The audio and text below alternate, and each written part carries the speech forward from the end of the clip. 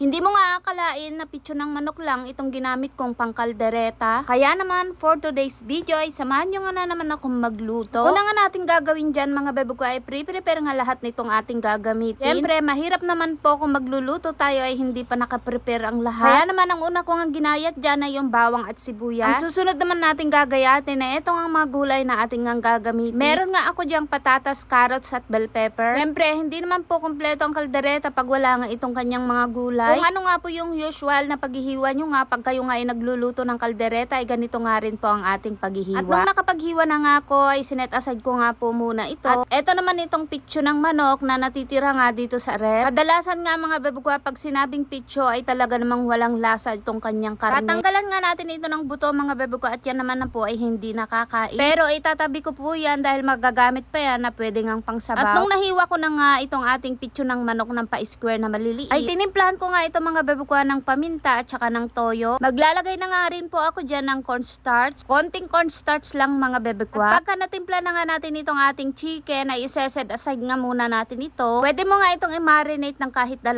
oras. After nga nun mga bebo ko ay magsasalang naman po tayo dyan ng ating kawali. Pagkasalang nga ng kawali mga bebo ko ay naglagay nga lang po pala ako dyan ng mantika. Ito nga ang ating carrots ay i-fry nga natin ito hanggang sa ito nga ay mag golden brown. At pagka nag golden brown na nga ay hanguin ito at ilagay nga sa strainer nang madrain pa nga ng konti yung mantika. Ang next naman nating ilalagay dyan ay itong bell pepper. Ipiprito lang ito ng konti. At again mga bebe ko ay hahanguin nga natin ito at ilalagay sa strainer. Ito namang pitso ng manok na minarinate natin kanina ang susunod nga nating i-fry. Prito nga lang po natin yan mga bebe ko hanggang sa yan nga po ay mag golden brown. Ito nga po yung dahilan mga bebe ko bakit ko nga minarinate itong ating chicken. Dahil kadalasan pag sinabing pitso ng manok ay hindi nga juicy. Pero pag sa ganitong paraan nga mga bebe ko ay magiging juicy nga itong ating chicken breast. Ayan nga at nung nag golden brown na nga itong ating chicken breast ay mag-uumpisa na nga po tayo dyan na maggisa. Gisa nga lang po natin mabuti yung bawang at sibuyas. At pagkatapos nga nun ay isama na nga rin natin sa pagigisa yung ating chicken na pinirito kanina. Kasunod nga nun ay maglalagay na nga rin po pala tayo dyan ng tomato sauce. Igisa nga lang po natin mabuti yung tomato sauce mga bebe ko para mabawasan naman ng konti yung kanyang asin. Maglalagay na nga rin po pala tayo dyan ng asukal at nito ang asin. Kung gusto nyo nga maglagay ng MSG ay pwede nga kayong maglagay. At pagkatapos nga ng mga bebe ko maglalagay tayo ng konting tubig. Lalagyan na nga rin po natin itong ating liver spread. Nakalimutan ko na nga lang magpabili ng peanut butter mga bebe ko at susubukan ko nga maglagay ng peanut butter sa kaldereta. Madali lang naman po maluto itong ating chicken mga bebe ko kaya naman sunod-sunod na nga rin po natin ilalagay itong ating mga gulay. Ayan nga at nung mailagay na nga natin yung carrots at patatas ganun na nga rin po ang bell pepper. Ay hahalo-haloin nga lang po natin ito ng mga ilang segundo. Naglagay nga lang po pala ako dyan ng konting ang water para nga hindi matuyan ng sabaw itong ating niluluto. Pinakuluan ko nga lang ng konti at sinunod ko na nga ilagay itong ating cheese. Kahit anong brand ng cheese mga bebe ko ay pwedeng pwede. Nung mailagay na nga natin yung cheese ay takpan nga lang po natin ito ng bahag. At pagkalipas nga ng ilang minuto mga bebe ko ay luto na nga itong ating chicken caldereta. O diba, hindi mo nga akalain na puro pitso nga lang itong ating chicken caldereta. Hindi nga dry yung pagkakaluto nitong ating pitso mga bebe ko dahil na-marinate at naluto lang ito ng bahagya. O siya, kung nakaabot ka nga hanggang dito sa dulo mga bebe ko, please like and share. God bless. Bye!